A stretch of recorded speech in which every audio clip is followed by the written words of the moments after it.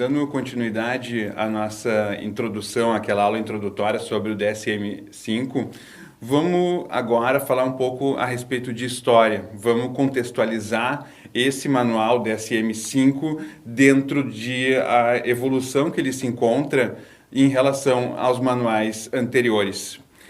A primeira edição do DSM, o DSM-1, foi lançada em 1952. Ele propunha, então, ser uma forma de sistematizar a classificação dos transtornos mentais e lançar um olhar mais psicológico sobre eles. Então, o DSM-1, ele foi a primeira tentativa de sistematização na linguagem para descrever os diferentes transtornos mentais. O que acontece, e que foi alvo de muitas críticas, é que ele lançava um olhar que dependia do julgamento clínico da pessoa que estava avaliando, uma interpretação a respeito dos sintomas que o paciente apresentava. E isso fazia com que dois avaliadores pudessem ter diferentes interpretações sobre os sintomas do paciente e, em função disso, chegassem a diagnósticos diferentes a partir dos mesmos dados. O DSM-2, que foi lançado em 1968, manteve essa perspectiva de que as categorias que o clínico tinha à disposição para realizar um diagnóstico não eram características essencialmente descritivas. A avaliação, segundo a proposta do DSM-2, ainda envolvia ter uma coleta de dados bastante abrangente a respeito da história de vida do paciente, do seu funcionamento, da personalidade como um todo, e isso, obviamente, deu margem para que houvesse muita discrepância entre dois avaliadores. E aí, essa falta de acordo entre avaliadores levou a muitas críticas de que seria uma abordagem não científica. Afinal de contas, se duas pessoas olhando para os mesmos dados sobre o mesmo paciente chegam a conclusões diferentes, bom, então como é que eu posso dizer que isso é científico se depende da individualidade daquele que está avaliando?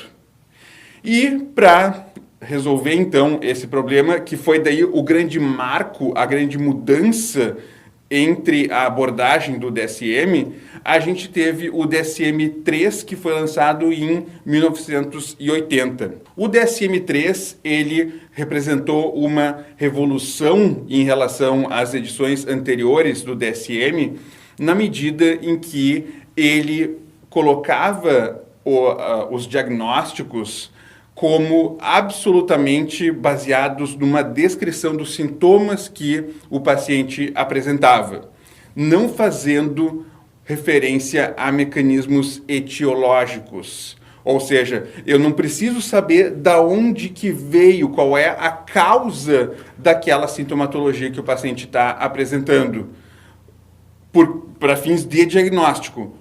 Não que não seja importante, claro, mas para o diagnóstico, eu não preciso ter uma teorização sobre essa origem, o que facilita que dois avaliadores independentes concordem sobre um diagnóstico. Porque não importa a teoria que o avaliador se valha na hora de fazer um diagnóstico de um paciente, na medida em que a teoria vai explicar o porquê daquilo, mas a apresentação, os dados manifestos vão ser os mesmos.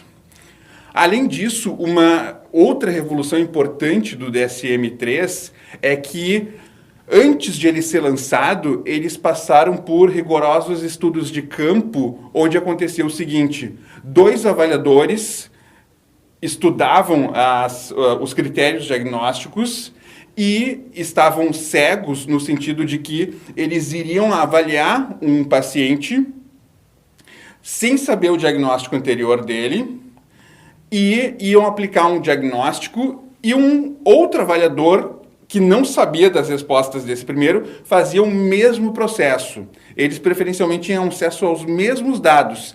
E aí eles usaram uma estatística chamada índice de capa para avaliar o grau de concordância entre os diagnósticos desses dois avaliadores, para então fazer o lançamento desse manual em 80, com aí os dados demonstrando esse alto índice de acordo.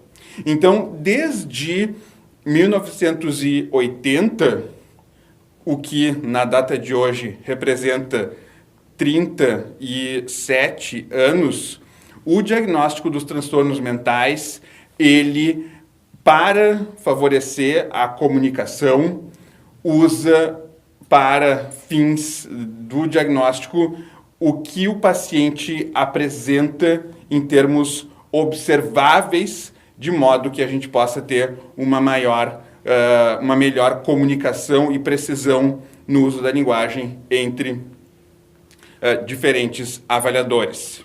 O que acontece é que, no momento em que a gente tem um diagnóstico que é descritivo, a gente precisa fazer com que o avaliador tenha categorias nas quais ele possa enquadrar os pacientes em termos de dentro de qual categoria, de qual diagnóstico ele se enquadra.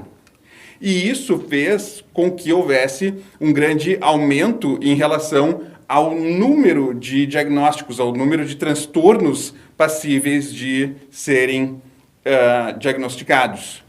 Se vocês olharem no slide aqui, o DSM ao longo dos anos, onde existe a informação aqui de quantos diagnósticos possíveis existem em cada manual, a gente tem no DSM-2 ali um número de 182, que, enfim, já começa no 2, porque o DSM-1, ele tinha, agora não vou me lembrar de cabeça, mas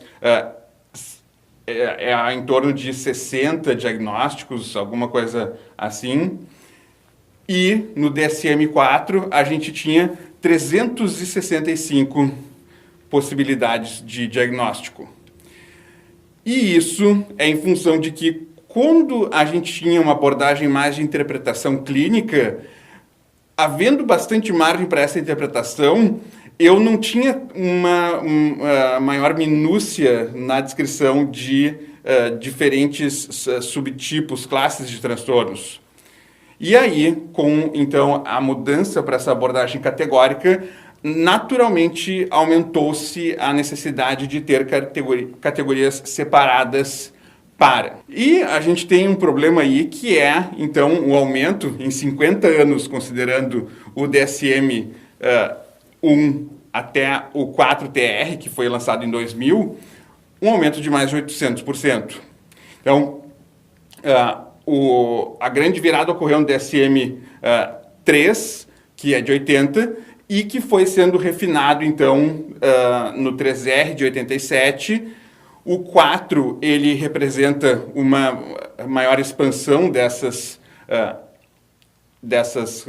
categorias, uma maior precisão no uso da linguagem.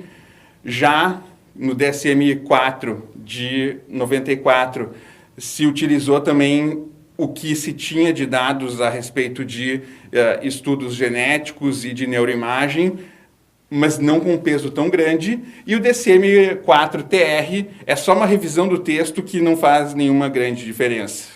Então, a grande mudança foi do DSM-2 para o 3, em que ele passou a ser descritivo, e mudou também a abordagem, o enfoque sobre, que a gente chama de passou de uma abordagem hierárquica para uma abordagem categórica. Ou seja, no DSM 1 e 2, a gente tinha uma abordagem hierárquica em forma de pirâmide, que funcionava assim: a pessoa tinha ou um transtorno que era um transtorno orgânico, ou uma psicose ou uma neurose.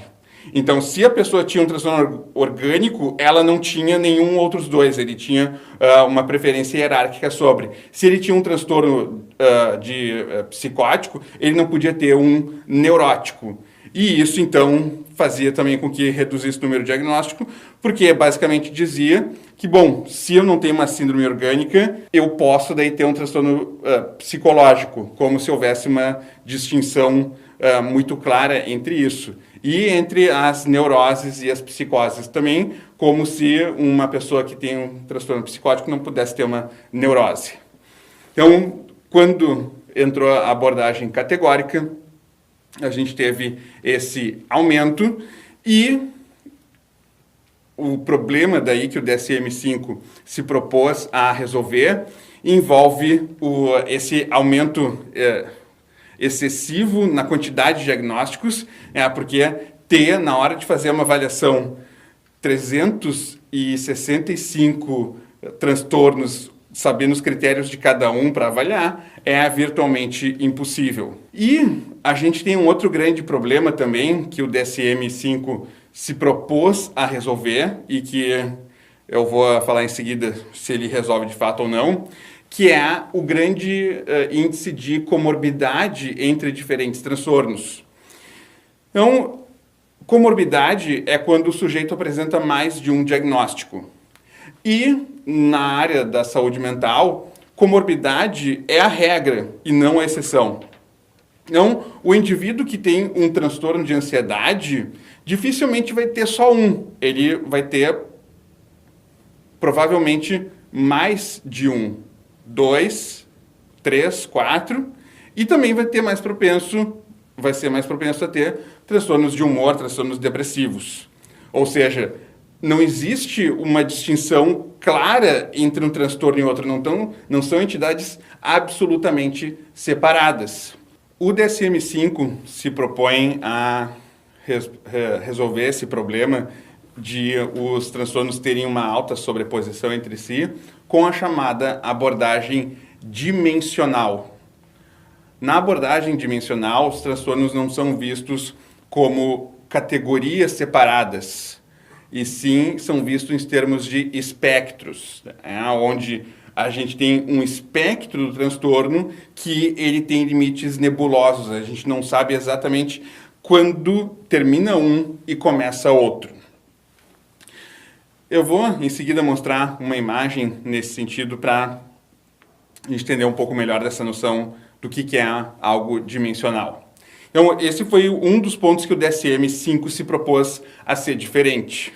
O DSM-5, uma curiosidade, ele estava previsto para ser lançado em 2005, a original nos Estados Unidos.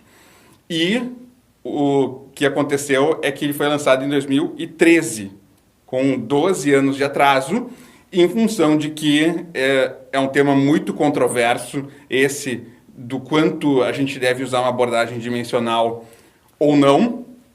E então isso levou a uma postergação da elaboração desse manual.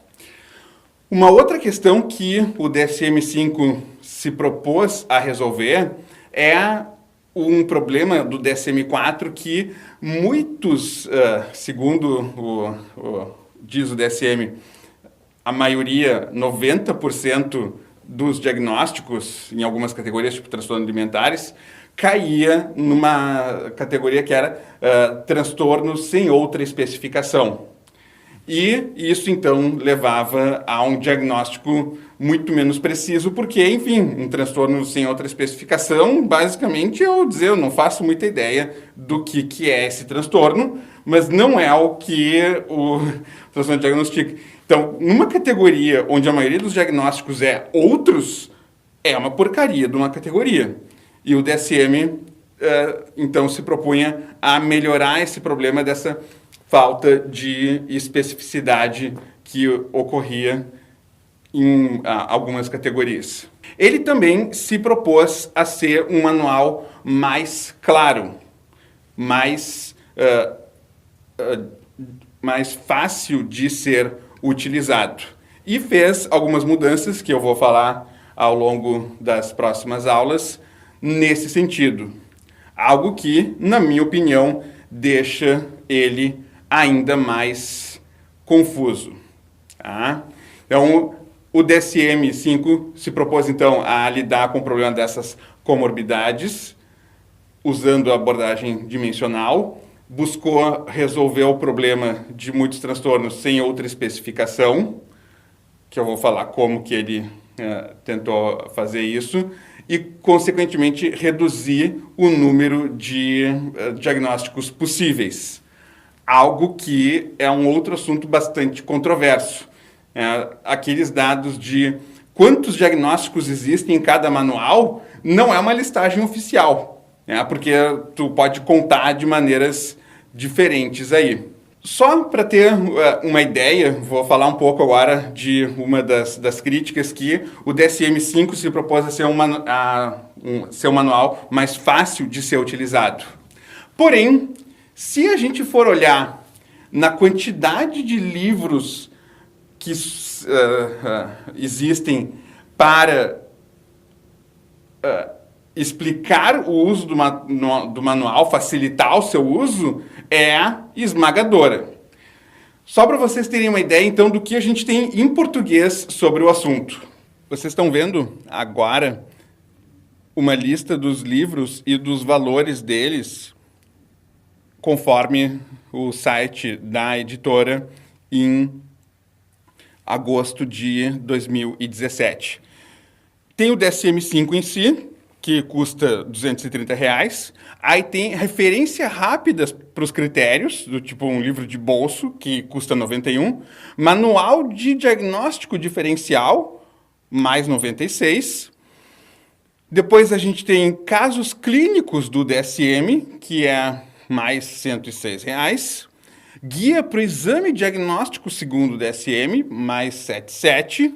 Guia para o DSM-5, mais 128. Depois, guia de estudo para o DSM, mais 130. E depois, entrevista clínica estruturada para os transtornos DSM-5, mais R$ 105. Então, vocês podem ver aqui que, se fosse algo tão simples assim de ser utilizado, não precisaria ter tantos livros assim de apoio para a sua utilização.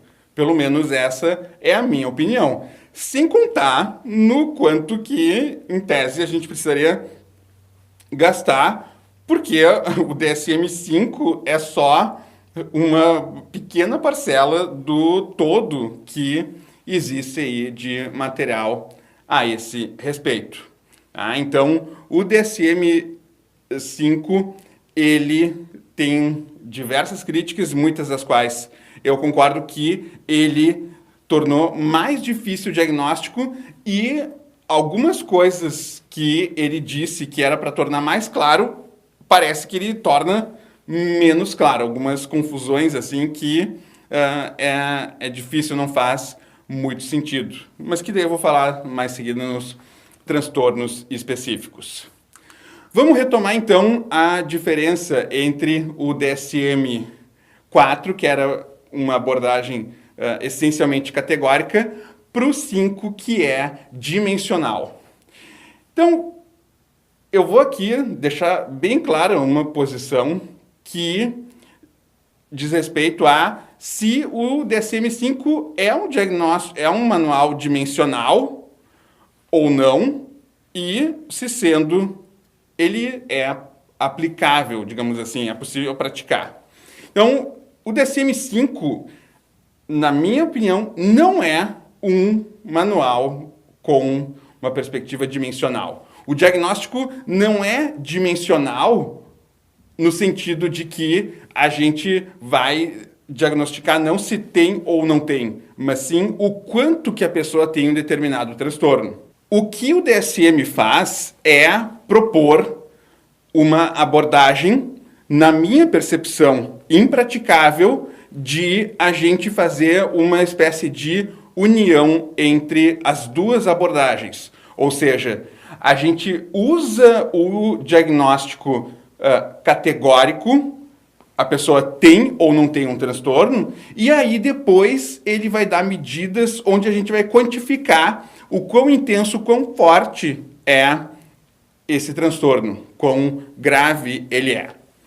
Então, essa ideia de que o DSM-4 é categórico e o 5 é dimensional não é uma realidade na prática. Tanto é que, tá, eu vou argumentar isso com base em dados, em evidências, que se vocês pegarem o livro, um daqueles que eu citei, que é o de casos clínicos, onde, então, é apresentada uma vinheta de um caso, e aí eles dão o diagnóstico e apresentam ali uma discussão. Vou disponibilizar para vocês alguns capítulos.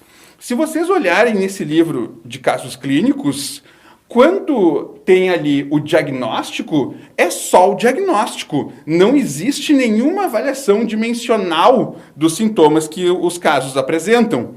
Não existe aplicação de escalas para ver o quão deprimida a pessoa é, o quão grave é a ansiedade, o quão comprometedor é o pânico do paciente. Não tem em nenhum dos casos que eu li. Ah, Giovanni, tu leu muito poucos. Não, não foram poucos, tá? Talvez até tenha, e eu não encontrei, mas é algo que, na prática, isso não acontece. Então, em termos de representação, conforme vocês podem ver na imagem, é algo muito bonitinho. Então, na abordagem categórica, a gente tem ali as elipses claramente separadas uma da outra. Então, a gente tem ali a categoria 1, a categoria 2, a 3, né? Então, que é uma separação entre uma coisa é saúde e outra coisa é doenças distintas entre si. E no diagnóstico dimensional, a gente tem uma sobreposição, né, da saúde com as demais categorias, né? Então, a normalidade, a patologia, elas estão num contínuo, tá? Então, essa ideia das elipses que se sobrepõem é também chamada de espectro. Então, cada categoria corresponde a um espectro.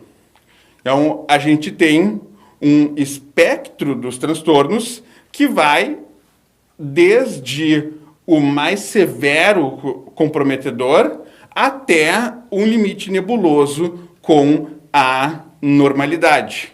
Então, eu posso ser uma pessoa um pouco mais pessimista, digamos assim. Então, eu tendo a ter uma visão das coisas de que provavelmente não vai dar certo. Bom, mas eventualmente eu vivo num contexto em que isso seja verdadeiro em grande parte das vezes. Será que eu tenho um quadro de depressão maior? Talvez seja mais claro uma depressão de uma pessoa que passa o dia inteiro deitada na cama, que diz que ela não merece viver e pensa constantemente em cometer o suicídio. Então, bom, entre o indivíduo que está deitado, passando o dia na cama, e o indivíduo um pouco mais pessimista, tem todo um contínuo aí. Muito fácil de falar, né? E, na verdade, isso é uma ideia que é uma espécie de um senso comum, digamos assim.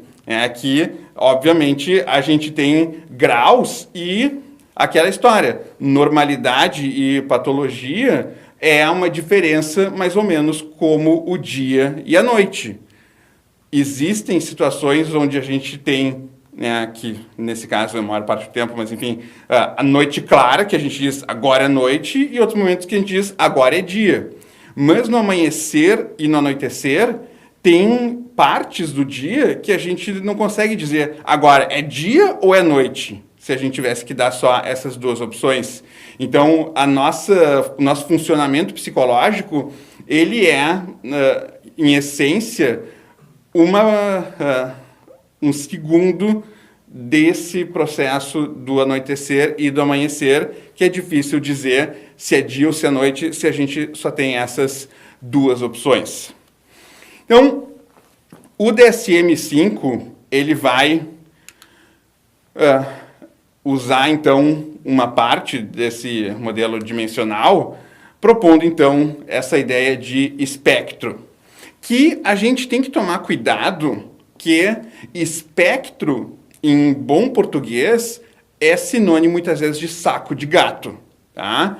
Porque com essa ideia de espectro, a gente volta àquilo que eu comentei anteriormente, na aula passada, de acordei doente mental. Então, qualquer coisa está no espectro. Então, se eu passo uns dias assim que eu achava que ia ter uma determinada realização, eu tenho alguma má notícia, né? Sei lá, alguém na minha família adoece, meu filho vai mal na escola, eu começo a ficar com o humor mais para baixo.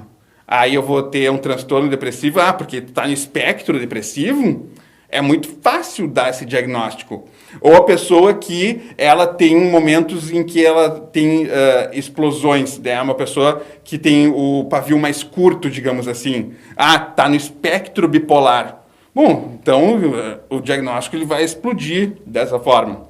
A gente tem que tomar cuidado, porque a abordagem dimensional pode fazer as pessoas a terem uma abordagem super inclusiva do diagnóstico. A ideia da abordagem dimensional é ter uma visão mais holística da pessoa como um todo, algo que o DSM coloca o 5 como sendo isso uma vantagem, mas o 4 ele já tinha essa visão. O que acontece aqui no DSM-4 a gente tinha os eixos, né, que eles envolvem ter uma avaliação holística da pessoa, o que caiu fora agora no DSM-5, um aspecto que, na minha opinião, ele mais prejudica do que ajuda em termos práticos de a gente fazer uma avaliação diagnóstica. Ele aumenta a sensibilidade, tá, para as peculiaridades de cada caso. Então, ele vai dimensionar o quanto que a pessoa está presente, vai quantificar isso. E, como consequência, ele vai pegar um pouco mais de nuances entre o sim e o não. Às vezes, quando a gente está fazendo uma avaliação, onde os critérios dizem o sujeito deve ter pelo menos 4 dos 8 sintomas abaixo. Aí diz tal, tal e tal. Aí a gente, mas será que não dá para dar meio para ele? Né? Então, o critério, a pessoa, pela abordagem categórica, ou tem ou não tem. E aí seria uma forma de pegar essas nuances. Muito bacana a proposta, mas vamos ver se ela é possível de ser implementada na prática, segundo a perspectiva do DSM. O DSM, ele propõe, então, o diagnóstico categórico como era antes, e aí a avaliação dimensional por meio de escalas que são chamadas de escalas transversais. Transversais porque essas escalas avaliam um sintoma que pode estar presente em mais de um diagnóstico, então é uma avaliação transversal porque ela atravessa os diagnósticos e está presente em níveis diferentes. Tá? Então a gente tem as escalas transversais de nível 1 e de nível 2. O que em essência é essa diferença entre escalas de nível 1 e nível 2? Uma escala de transversal de nível 1 é como se fosse uma triagem inicial. Ela vai ser uma escala que vai avaliar, então, quais são sintomas que o indivíduo tem importantes para uma investigação mais aprofundada, que, por sua vez, a gente faz com as escalas de nível 2. Então, o DSM coloca, tem no próprio manual, isso vocês encontram na seção 3, onde depois dos diagnósticos tem ali instrumentos de avaliação, é o nome do capítulo, as escalas de nível 1, separando escala para adultos e para crianças. Vamos ver, tá, como é que funciona, e daí cada um pode refletir se é operacionalizável isso. Então, começando pela escala de nível 1 para adultos. Aqui eu vou mostrar para vocês quais são as dimensões que a escala avalia e depois a gente vê a escala. Então, aqui na tabela 1 que vocês estão vendo, tirada do DSM, a gente tem essa escala transversal de nível 1, autoaplicável, que a gente daria para o paciente, que vai avaliar, então, 13 domínios. Os domínios estão ali listados como depressão, raiva, mania, ansiedade, sintomas somáticos, ideação suicida, psicose, distúrbio do sono, memória, pensamentos e comportamentos repetitivos, dissociação, funcionamento da personalidade e uso de substância. Na parte direita da tabela, tem ali a escala de sintomas de nível 2, o que significa que, se o indivíduo tem uma pontuação alta na escala de nível 1, aí a gente vai aplicar as escalas correspondentes de nível 2. Então, por exemplo, se o sujeito pontuou um score moderado em depressão, em raiva e em ansiedade, eu vou aplicar essas escalas, mas não em mania, se ele teve uma pontuação que é inferior a leve. E aí, a gente tem um problema que é o seguinte: a gente tem, por exemplo, uma escala de nível 2 para sintomas somáticos, né, que é uma coisa geralmente bem menos preocupante, e não tem para psicose. Né? Então, tipo assim, uma coisa muito mais grave para ser melhor avaliada, que é o sujeito apresentar sintomas de psicose, não tem uma escala, e para sintomas somáticos tem. Então, essas são as questões, o que já cria um problema que é, alguns desses domínios avaliados têm escalas de nível 2 e outros não. Então, onde é que está a dimensão aí, né, se eu não tenho a escala? Antes a gente teve ali a lista de domínios e agora vocês veem a escala em si. A escala, então, que a gente, em tese, entregaria para o paciente para ele preencher. E aí a gente iria fazer o seguinte: faz a entrevista e aí em algum momento, que eu não sei quando, tu entrega uma folha para ele pontuar ali esses sintomas aí transversais. Aí tu pega a escala, olha, vê onde ele pontuou alto, puxa daí outra escala de nível 2 e aplica essa de nível 2. Tá? Eu, particularmente, não consigo imaginar isso ocorrendo na maioria dos contextos clínicos sem ser de pesquisa. Então, a gente tem aí as perguntas que a pessoa responde para cada um dos domínios. Tá? E um outro problema que eu queria abordar aqui com relação ao uso disso no que diz respeito à aplicação na prática é o seguinte: tradução. Tá? Será que a tradução da escala é uma tradução fidedigna que realmente expressa o conteúdo da original? Então, eu pincelei só duas partes aqui para a gente conversar um pouquinho de como pode ter uma importante diferença. Na escala da tradução em português, que, diga-se de passagem, foi o tradutor que traduziu o livro, fez a tradução e não passou por um critério, por um processo de adaptação, conformando o figurino, ele usou palavras que podem mudar o sentido da frase, e aí o que acontece é que o uso dela em português se torna bastante comprometido. Se a gente pegar a própria instrução da escala, tá? No inglês, ele diz: tu, nas últimas 2 semanas, teve esses problemas que bother you, que seria algo como incomodar, que te atrapalharam. Bother é algo um pouco mais light. Na tradução em português, o tradutor colocou: perturbaram você. Então, o quanto que está escrito, perturbaram você. O que, pelo menos me parece, dá uma impressão que, se é perturbar que tu está perguntando, o sujeito vai tender a dar scores mais baixos.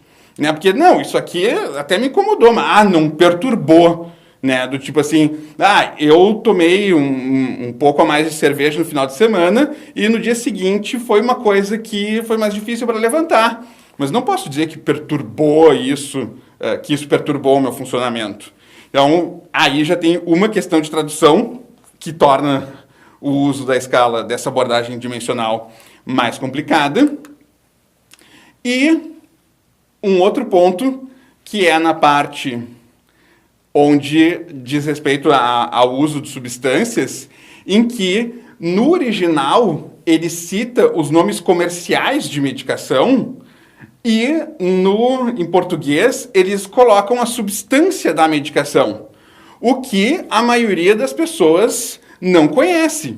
Começando ali, analgésicos. Aí citam ali Vicodin, tá? Vicodin, ele é uma medicação que é uma mistura de codeína com paracetamol. E aí, em vez de colocar uma medicação semelhante, como, por exemplo, o Tilex, que tu precisa de receita, eles colocaram uso de paracetamol ou codeína. Ah, então quer dizer que se eu tomar paracetamol sem prescrição médica, eu vou precisar ser avaliado para dependência de substância. Né? Não, o que é importante aqui é a codeína. A codeína, que é um analgésico da linha opioide, que pode causar dependência. Agora, paracetamol, não. Então, tipo, se a pessoa realmente segue a rigor o que está escrito, tu vai gastar um tempão fazendo um screening de dependência química, porque o camarada toma paracetamol quando está com dor de cabeça e ele não toma com prescrição. Ou, seguindo aqui, alguns estimulantes como Ritalina e Adrenal. Tá? Aqui, o Adrenal, eu não sei, até porque as anfetaminas foram proibidas. Aí na tradução tá metilfenidato. Tá? Quem é que sabe que Ritalina é metilfenidato? Né? Então, tu corre risco de o indivíduo tomar metilfenidato. Não tomo. Né? Ou Adrenal, ou anfetaminas. Anfetaminas foram proibidas no Brasil, mas tipo, poderia colocar uma coisa tipo Inibex. No original, pergunta de medicações que induzem o sono, aí fala em Valium, e na tradução diazepam. Né? Sei lá o que é diazepam. E outra, né? Hoje em dia todo mundo toma Rivotril. Né? E Rivotril, a maioria das pessoas não sabe qual é a substância. Tá? No caso, é o clonazepam.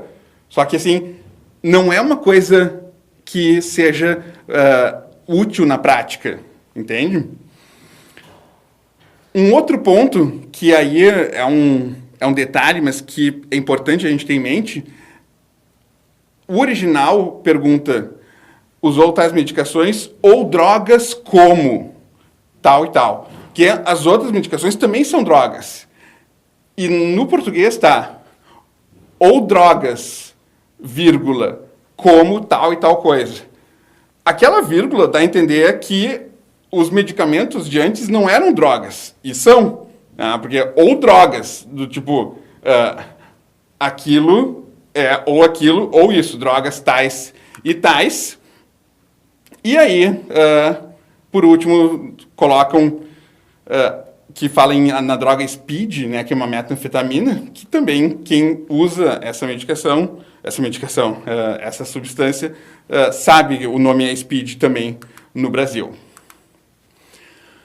Aí a gente tem aqui o mesmo processo para crianças de 6 a 17 anos, que em tese os pais que devem preencher essa escala, e que daí com uma criança ou adolescente, então, a gente aplica uma escala diferente, que é ali, vocês podem ver nesse slide os domínios, e no slide seguinte nós temos aqui a escala a ser preenchida pelos pais ou cuidadores. Então, voltando à questão, é possível aplicar abordagem dimensional? Primeiro ponto, tu vai fazer a entrevista, dar o diagnóstico, aí depois tu vai aplicar essas escalas de nível 1 e, a partir disso, as de nível 2. As de nível 1, que tem para adulto e criança, está no DSM. Porém, as de nível 2, elas não estão no DSM. Elas existem apenas online e existem apenas no site da APA, American Psychiatric Association, que obviamente só tem em inglês. Ou seja, não existe as escalas de nível 2, que é aquelas que de fato vão entrar em detalhe, traduzidas para o português. Então, é dimensional esse diagnóstico? Bom, vamos supor que a gente... Tudo bem, se tivesse traduzido, será que seria operacionalizável? Aqui, vocês têm nesse slide um print da tela que eu tirei da minha pasta no Windows com uma parte das escalas que tem disponível. Se eu já fiz isso, eu gastei um toner inteiro de impressora, pegar todas as escalas que tem no site, cada uma tem entre 1 a 3 páginas, imprimir todas elas, tu vai ter um calhamaço que, sem brincadeira, é desse tamanho assim de papel. Para ter uma de cada, tá? Uma escala de nível 2 de cada, das que tem disponível no site, tem esse tamanho.